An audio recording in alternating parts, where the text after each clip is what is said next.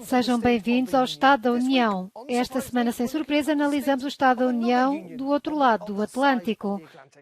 Após meses de campanha, os norte-americanos votaram e, no final, ficou provado que a corrida era muito mais difícil do que muitos esperariam. Os Estados Unidos são um país dividido, mas Joe Biden está prestes a tornar-se o 46º presidente dos Estados Unidos. O que é que isso significa para nós aqui na Europa? No final de uma semana extraordinária, vamos conhecer a perspectiva de um analista norte-americano. Ian Lesser é vice-presidente do Centro de Estudos da German Marshall Fund. Muito obrigado pela sua participação.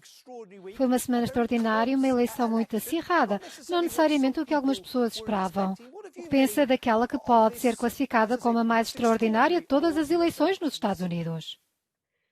Foi, de facto, uma semana extraordinária, mas já tivemos outras igualmente extraordinárias. No ano 2000 tivemos algo parecido, com um resultado quase empatado e que arrastou o processo por muito tempo. Mas esta foi extraordinária, sobretudo devido à polarização no país, o estilo inacreditável do presidente e os seus esforços para, de certa forma, deslegitimar os resultados das eleições, sejam eles quais forem. O que aprendemos esta semana é que muitas pessoas pensaram que haveria um repúdio do trumpismo e, na verdade, Donald Trump teve agora mais votos do que na eleição anterior. Sabemos que poderá receber o segundo maior número de votos entre todos os candidatos à presidência dos Estados Unidos da história. Logo, não há um repúdio de Trump, não acha? Houve uma enorme participação na votação, que se aproxima dos 70%, o que é, para os padrões norte-americanos, imenso. Na Europa seria normal, mas para os Estados Unidos é imenso. Mas, independentemente do resultado, sabemos que cerca de metade do país votou em Trump. Logo, é um fenómeno para continuar. Vai manter-se a polarização no sistema por algum tempo.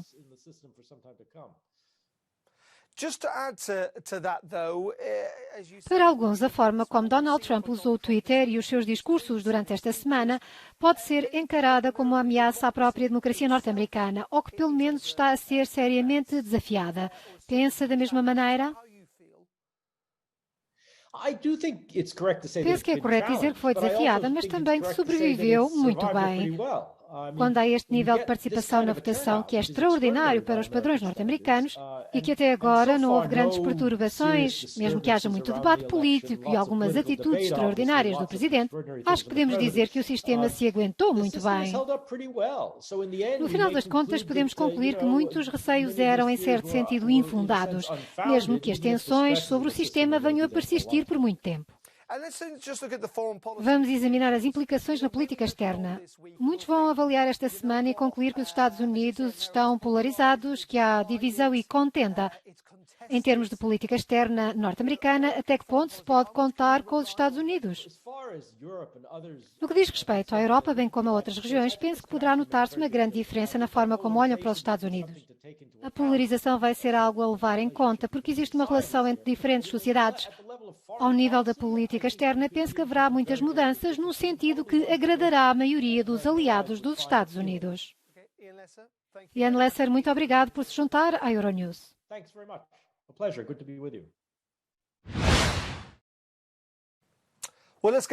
Vamos falar sobre a visão a partir da Europa numa entrevista a Jana Puglierin, analista política e investigadora no Conselho Europeu de Relações Externas. Obrigado por se juntar a nós. Foi uma semana muito longa e tensa nos Estados Unidos, com uma longa contagem dos votos, muita troca de acusações. Como pensa que os líderes da União Europeia estão a avaliar este processo? Estarão um pouco chocados e apreensivos, presumo. Sim, penso que estarão um pouco tensos. Na Europa havia a expectativa de se materializar uma vitória clara para Joe Biden, mas não foi o caso. Penso que há também alguma perplexidade por o atual presidente ter declarado vitória a meio do processo, como que coroando-se como futuro presidente dos Estados Unidos. Muitos diriam, porém, que os Estados Unidos são um país que está muito dividido e que a Europa precisa de ser mais autossuficiente, que a União Europeia já não pode simplesmente confiar nos Estados Unidos como parceiro no futuro. Temos um debate muito intenso sobre isso atualmente na Alemanha. A ministra da Defesa alemã, Annegret Kramp-Karrenbauer, escreveu um artigo de opinião para o website político pouco antes das eleições. Penso que ela esperava a vitória de Biden e escreveu que a Europa precisa dos Estados Unidos, não pode viver sem esse país. Devemos abandonar o discurso sobre autonomia estratégica e tentar construir um futuro juntos. Mas não pensa que um dos problemas é que há divisões no interior da Europa? Quando olhamos para a maioria dos líderes dos países na Europa Ocidental, poderemos provavelmente dizer que a maioria apoiará Joe Biden para a presidência. Alguns países da Europa Central e de Leste, como por exemplo Polónia, Hungria e Eslovénia, entre outros, apoiam Donald Trump. Isso significa que é difícil ter uma política externa unida na União Europeia, porque existem divisões internas sobre muitos temas. É absolutamente verdade. No que se refere às relações transatlânticas, esse abismo não existe apenas entre os Estados-membros da União Europeia. Pode dizer-se que existe uma divisão entre a Europa Ocidental e a Europa de Leste, mas no interior da própria Alemanha há diferentes campos com visões diferentes e que não sabem bem como interpretar o que se passa, como reagir ao que se passa.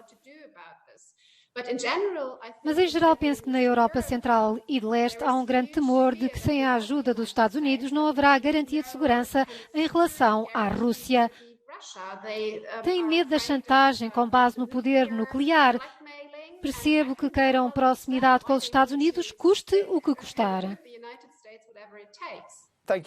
Muito obrigado.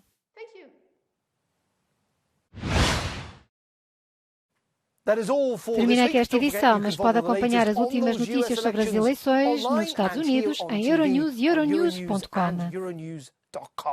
Obrigado por assistir. Adeus.